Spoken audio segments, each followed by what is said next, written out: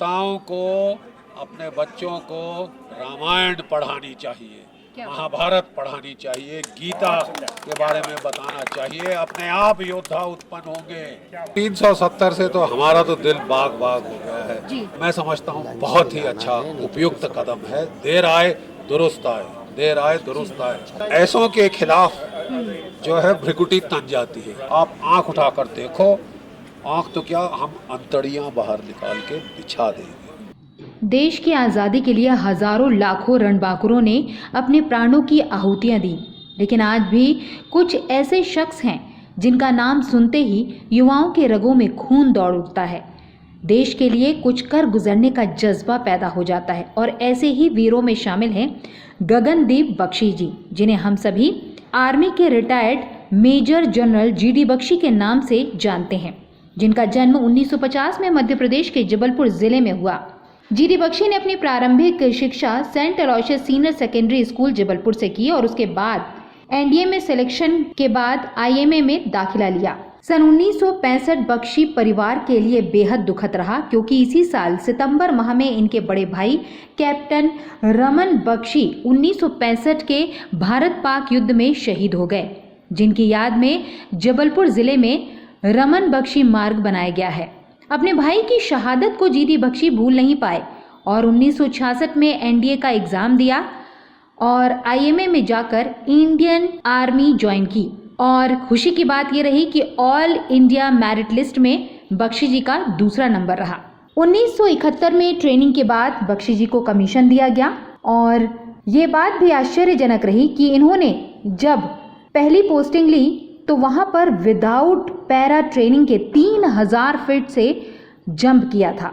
1971 से 2008 तक जीडी बख्शी ने आर्मी में अपनी सेवाएं दी। भारत पाक युद्ध और कारगिल युद्ध में एक बटालियन का कमांड करने के लिए उन्हें सेना मेडल और विशिष्ट सेवा मेडल से नवाजा गया। इंडियन आर्मी में रहते हुए आपका लेखन के प्रति विशेष रुझान रहा और यही कारण रहा कि अब तक आपकी 32 किताबें और 100 रिसर्च जर्नल प्रकाशित हो चुके हैं। Bose an Indian samurai, a military assessment of Netaji and the INA, आपकी किताब लोगों के बीच में बहुत प्रसिद्ध रही है। GD Bakshi national defence college Delhi और आईएमए देहरादून में बतौर शिक्षक के पद पर भी कार्य कर चुके हैं। तो प्रस्तुत है retired major general GD Bakshi के साथ रेवा टीवी की खास बातचीत। सारे जहां से अच्छा हिंदुस्तान हमारा। और जी हाँ, आज हम आज़ाद भारत में जी रहे हैं और अभी हाल फिलहाल में हमने गणतंत्र दिवस मनाया। और गणतंत्र दिवस के बाद अगर हम ये कहें कि हम अपने घर में सुकून से रहते हैं तो सिर्फ इसलिए क्योंकि सरहद पर हमारे फौजी भाई हमारे भारत माता की रक्षा कर रहे होते हैं। और आज हम आपको जिससे मिलवाने जा रहे हैं वो है आर्मी के एक ऐसे ऑफिसर जीडी बख्शी जी। बहुत बहुत स्वागत है रेवा टीवी में आपका। और आप जबलपुर शहर में कई बार आए सर, लेकिन मिलने का मौका इस बार मिला। और सबसे पहले तो रिपब्लिक डे की मैं आपको हार्दिक बधाइयाँ देती हूँ और साथ ही जानना चाहती हूँ कि सन 2019 की बात करें तो बहुत बड़े बड़े फैसले हुए, 370 और 35 से हटाया गया, तो इसका आर्मी पर क्या इफेक्ट पड़ा और आर्मी के लिए कैसा रहा? देखिए साहब, 370 से तो हमारा तो दिल बाग बाग हो गया है। कोई 73 साल से हम कह रहे थे कि साहब कर दो, बकरे की माँ कब तक खैर मनाएगी, आप इसको कर दीजिए। मुझे बड़ी खुशी हुई कि जब एक झटके में ये जो पागल सा एक्ट, बेमायने बेवजह भारत से तोड़ने वाला ये एक्ट, ये ख़त्म किया गया। वहाँ जो माफिया का राज था, जो पाकिस्तान पसंद माफिया, उसे खदेड़ के बाहर किया गया है।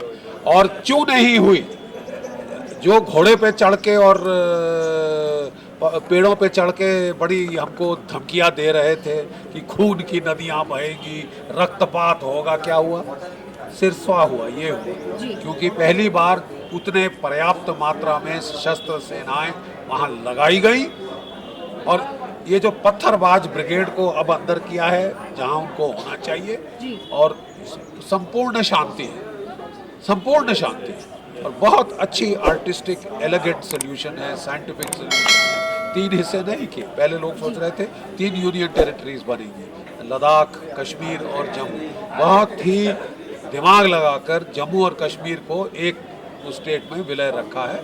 लद्दाख के बौद्ध लोग अब अलग हो गए हैं, शिया लोग अलग हो गए हैं, ताकि उनकी भी सांस में सांस आए।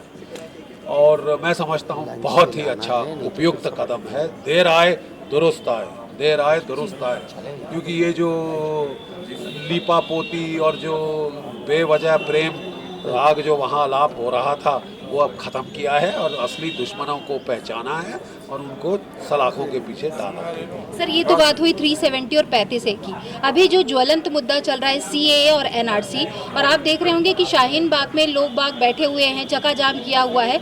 वहाँ से एक मैटर आता है और एक बयान आता है। सरजिल जो इमाम है वो ये कहते हैं कि जो अपना नॉर्थ ईस्ट है उसको अलग कर देना चाहिए, और ये जो बयान है वो आर्मी के लिए कितना इम्पैक्टफुल होता है? देखिए, आर्मी को तो इससे आक्रोश ही आएगा, यही इम्पैक्ट। फौज को आप क्या चट्टान को क्या हिलाओगे? लेकिन ऐसों के खिलाफ जो है भ्रिकुटी तन जाती है। मैं सिर्फ इतना ही बोलूँगा, क्योंकि बहुत हमने जो है रियायत कर दी है ऐसे लोगों पे, सर पे चढ़ा के वो सारी हमारी प्रजातांत्रिक प्रणालियों का फ़ायदा उठाते हैं, लुत्फ उठाते हैं, और ऊपर से जिस थाली में खाते हैं उसमें छेद करते हैं। तो ऐसों की जगह मेरे ठेठ फौजी ओपिनियन में सलाखों के पीछे। बिल्कुल सही कहा आपने। और जैसे कि हम कहीं बाहर यात्रा कर रहे होते हैं तो हमारे वेरिफिकेशन के लिए हमारा आधार कार्ड मांगा जाता है, वोटर ID, लाइसेंस वगैरह। तो बात जब देश की है तो देश में अगर CAA लागू होता है या NRC लागू होता है तो इसका तो बेनिफिट देश को ही होगा। देखिए साहब, जो बेचारे जो हिंदू पाकिस्तान में रोज यातनाएं सह रहे हैं, 23% थे 47 में, आज 1.6% नहीं रह गए। मतलब यातनाएं नहीं हो रही, हर दिन बेटियां उनकी अगवा हो रही हैं, जबरदस्ती निकाय को 50 साल को 60 साल चौथी बीवी बना के किया जा रहा है। ये सब क्या बकवास है साहब? और वो कहाँ जाएंगे? उनको क्या बोलेंगे आप समुद्र में कूद जाओ? नहीं, वो कहाँ जाएंगे, किधर? वो तो इधर ही आएंगे साहब। और उनको जो है उनको नहीं मिलनी चाहिए यहाँ पे। लेकिन जो तस्कर हैं, जो स्मगलर हैं, जो आर्म्स मर्चेंट हैं, वो जो रोहिंग्या, उनको लाके जम्मू में बिछाइए आर्मी कैंप के आसपास, ताकि वहाँ से हमला हो सके। दीदी साहब, ये मतलब क्या? हमें तो ये प्रथा समझ नहीं आई। और बिल्कुल ठीक किया है कि उसको हटा दिया है। All that I will say is कि मैनेजमेंट ऑफ चेंज हमको थोड़ा सा जो है वो एनवायरनमेंट परसेप्शन मैनेजमेंट पहले करनी चाहिए। लेसन लर्न है।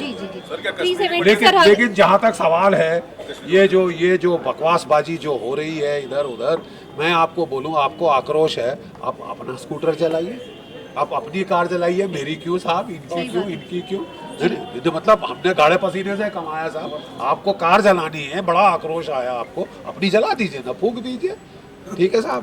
और प्रोटेस्ट करने का एक प्रजातंत्र में सबको अधिकार है, लेकिन हिंसा करने का अधिकार किसी को नहीं दिया। जिस दिन हिंसा करोगे आप भारत की फौज को चुनौती दे रहे हैं, और आपको तैयार रहना चाहिए व्हाट इज कमिंग नेक्स्ट। आप शस्त्र नहीं उठा सकते। शस्त्र उठाने का किसी भी देश में केवल और केवल देश की सशस्त्र सेनाओं और आर्म्ड पुलिस बलों को। तीसरे, आप शस्त्र बेवजह उठाओगे, बेवजह हमारे सर पे चढ़ोगे, तो फिर आपको सर से उतारना पड़ेगा। सर, आज POK की बारी आ रही है, और सेना के लिए POK अब कितना डिफिकल्ट होगा और कितना आसान होगा, क्योंकि 370 हट गया है POK के लिए। सेना को जो आदेश दिया जाए उसका पालन होगा। बिल्कुल। प्लीज, मैं ज्यादा आने वाले हम क्या करने वाले हैं सेना बखान नहीं करती, सेना करके बोलती है। ठीक है साहब, आदेश दीजिए और फिर देखिए जलवा। और CDS की बात करते हैं हम। सर, CDS का मुद्दा हुआ था, लेकिन अभी हमने CDS यानी कि चीफ डिफेंस स्टाफ बनाया। इसकी ज़रूरत तो बहुत पहले से थी, लेकिन अमली जामा अभी पहनाया गया, क्या कहेंगे आप? देखिए, 73 साल पहले जब आप आज़ाद हुए तो आपको CDS बना देना चाहिए था, क्योंकि अगर एक लेसन हमने सीखा द्वितीय महायुद्ध से कि जब तक तीनों सेना इकट्ठे होकर ना लड़ें पराजय ही हो, और जीत चाहिए तो आपको इकट्ठा होना पड़ेगा, सिनर्जी लानी पड़ेगी। और फौज में कमांड की प्रणाली होती है, बाई कॉन्फ्रेंस, बाई डिबेट कोई फैसला नहीं होता, आदेश दिए जाते हैं। आदेश के लिए एक चीफ चाहिए, वो चीफ आ गया है। देर आए दुरुस्त आए। बहुत बहुत खुशी है, और मुझे व्यक्तिगत रूप से बहुत खुशी है कि जो CDS बने हैं, मुझे सौभाग्य मिला उनको इंडियन मिलिट्री एकेडमी में as a gentleman cadet train करते हैं। सर, हम तो विश मेरे करेंगे। हाथ के पाले हैं तो मुझे तो बहुत फख्र है उनके एक ऊपर। सवाल सर ऑडियंस की तरफ से, क्या कश्मीरी पंडितों के पुनर्वास के लिए सेना जो है खुदा के लिए वहाँ मदद करेगी? क्या वापस जा पाएंगे जब अभी बीजेपी गवर्नमेंट है और इतना अच्छा हो रहा है चीज़ों को? क्यों नहीं जाना चाहिए? मतलब इतना विलंब क्यों, इतना विलंब क्यों? अभी तक हो जाना चाहिए था और करना आपको वो चाहिए था। माफ कीजिए, मैं अपने मुंह से कोई ज्यादा मुखारविंद अपने बारे में नहीं बोलना चाहता, लेकिन मैं सिर्फ बताना चाहता हूं कि मैं किश्तवाड़ में था जहां 40% हिंदू और 60% दूसरा तबका है, और वहां से भी जब मैंने काउंटर टेररिस्ट अभियान में उनके टॉप लीडर मारने शुरू हुए तो मुझे धमकी आई कि तेरे को देख लेंगे बख्शी साहब, और मैंने समझा मेरे पे हमला करेंगे। मैंने कहा यार 24 घंटे तो हमको इंतजार है, तुम हाथ चढ़ो तो हम तुम्हें बताएं तुम्हें कहाँ लड़ना है। लड़ने का शौक फरमाते हो, हमें तनख्वाह मिलती है लड़ने की। मेरे पे हमला नहीं हुआ साहब, मेरे हेडक्वार्टर पे हमला नहीं हुआ। हमला हुआ निहत्ते औरतें बच्चे जो वहाँ के माइनॉरिटी थी, हिंदू माइनॉरिटी, उस पर हमले हुए। पहले पति महल में 5 मारे, एक हफ्ता बाद टागूड़ में 8 मारे औरतें बच्चे, और फिर वो जो है गुलाबगढ़ में 13 मारे। पलायन शुरू हो गया वहाँ से हिमाचल प्रदेश को। तो मेरे पास 11,500 वर्ग स्क्वायर किलोमीटर का इलाका था होल्ड करने का, और मेरे पास ट्रूप्स थे केवल 2,500। मैंने कहा मैं 1 किलोमीटर में एक बंदा भी लगाऊं तो 2/3 खाली रहता है। मैं हर गांव में जाके रक्षा नहीं करूंगा।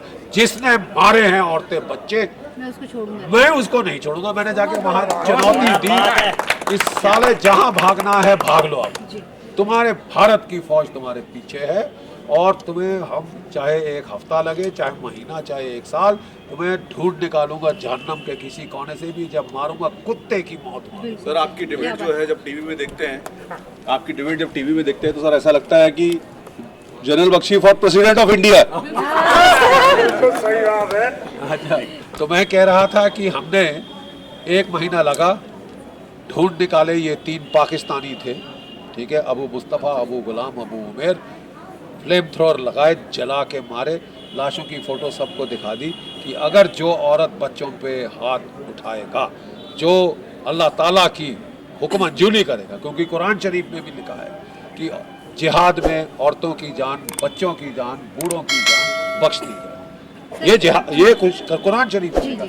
उनकी जो हुक्म अंजुली, ये हश्र देख लो, जल के मरे हैं, क़यामत के दिन रूह खड़ी नहीं होगी। ये था साहब सितंबर 2001, तब से लेकर पिछले साल तक एक अल्पसंख्यक को वहाँ छुआ नहीं गया, बाल बांका नहीं हुआ। जो भागे थे वापस आ गए। सर, बात जबलपुर शहर की करें तो जबलपुर शहर को स्ट्राइक कोर माना जाता था, अभी इंटीग्रेटेड ये इसकी बात हो रही है बैटल की, तो क्या इम्पैक्ट पड़ेगा इसका?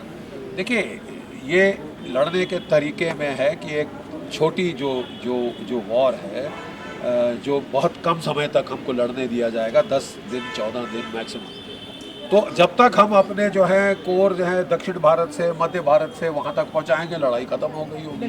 तो इसलिए अब किया है कि जो नज़दीक हैं वो चढ़ जाएंगे जी, मतलब बाकी आते रहेंगे, लेकिन चढ़ाई तुम्हारी हम ऐसी तैसी पहले दिन से शुरू कर देंगे। और मेरा पाकिस्तान को नसीहत है, छेड़ना मत, इस वक्त छेड़ना मत। इस बार, पिछली बार मैं जब फौज में आया था, मेरी पीढ़ी ने पाकिस्तान के 2 टुकड़े किए थे, 2। इस बार आप बेवजह पंगा लोगे, आप बेवजह तंग करोगे, ना चैन से जियोगे, ना जीने दोगे, तो साहब आपके इस बार ये जो काले बालों वाली पीढ़ी है 4 टुकड़े करके। सर, एक बात और है कि जबलपुर शहर आपका आना कई बार हुआ, और जबलपुर से बहुत तो मेरा घर है जी, बहुत जानती हैं जी। यहाँ पे मेरा बचपन बीता है, मेरे पिताश्री, मेरी माता यहीं पे थे जी, यहीं से गए। और जिस सड़क पे हम रहते हैं वो मेरे बड़े भाई साहब के पीछे है, कैप्टन शहीद रमन बख्शी, जो कि 1965 के युद्ध में शहीद हुए थे। तब इस नागरी ने हमें आश्रय दिया था, ज़मीन दी थी घर बनाने को, और मेरे लिए तो ये थे। जीडी बख्शी आज इमोशनल होते हुए मैंने पहली बार देखा है, और जब भी मैं आपका टीवी में इंटरव्यू देखती हूँ तो एक एनर्जी भर जाती है। और एक चीज़ और देखने को मिलता है कि आप नारियल सरीखे हैं, तो आने वाली पीढ़ी अगर आर्मी को ज्वाइन करना चाहती है तो उनके घर में उन्हें किस प्रकार से प्रिपरेशन करना चाहिए, और आने वाली पीढ़ी ज़्यादा से ज़्यादा आर्मी में आए, क्या संदेश देना चाहेंगे? माताओं को अपने बच्चों को रामायण पढ़ानी चाहिए, क्या महाभारत पढ़ानी चाहिए, गीता के बारे में बताना चाहिए। अपने आप योद्धा उत्पन्न होंगे, क्षत्राणियां और क्षत्रिय उत्पन्न होंगे। ये बिटिया हमारी सेना में जा सकती है, एयरफोर्स में फाइटर पायलट बन सकती है, को करे ये बिटिया। हाँ, अभी एग्जाम के लिए जा रही, आप फाइटर पायलट बन सकती है। बिल्कुल ना सिर्फ हमें योद्धा चाहिए, हमें क्षत्राणियां चाहिए। जो भारत का पुराना जज्बा था वो अग्नि एक बार फिर से उदय हो। क्या मतलब कोई हाथ लगाए? अरे साहब, ये वो जमाना नहीं है जबकि कभी कोई चंगेज खान आ रहा है, कभी नादिर शाह आ रहा है, कभी ये शाह, कभी वो शाह। अभी हमने शाहों के 2 टुकड़े कर दिए, ठीक है साहब। और अगर आते रहे तो फिर हम जो है बाकी में 4 टुकड़े करेंगे। आप आंख उठाकर देखो, आंख तो क्या, हम अंतड़ियां बाहर निकाल के बिछा देंगे। ये जज्बा अब होना चाहिए, सिंगों का जज्बा होना चाहिए। सिंगा ते सिंगड़ियां। क्या बात है। एक आखिरी क्वेश्चन पूछना चाहूंगी मैं कि अगर लाइफ में फ्यूचर में आपको राजनीति में आने का मौका मिला तो क्या आएंगे आप? क्योंकि आपके जो जुनून जज्बा है, ऐसा चाहते हैं हम नेता कि ऐसा होना चाहिए। मेरी बेटी और मेरी धर्मपत्नी बोलती है किस गंद में जाना चाहते हैं? सर, राजनीति में अच्छे लोग आए तभी तो अच्छा होगा, गंद तभी दूर होगी। ये मेरी कमांड सब वहीं से आती है। जिस दिन भगवती की इच्छा होगी वो कराएगी, हम तो नहीं कुछ करते। मैंने आज तक ये नहीं कहा कि मैंने मारे 350 मरे हैं हमारे सौजन्य से। विशेष सेवा मेडल मिला इसलिए आपको। सेना मेडल भी दिया, लेकिन वो सब उसने कराया जब उसकी जो मर्जी, जो इच्छा अपने आप पूर्ण हो। सर, बहुत बहुत धन्यवाद रेवा टीवी से बातचीत करने के लिए और अपने विचार शेयर करने के लिए।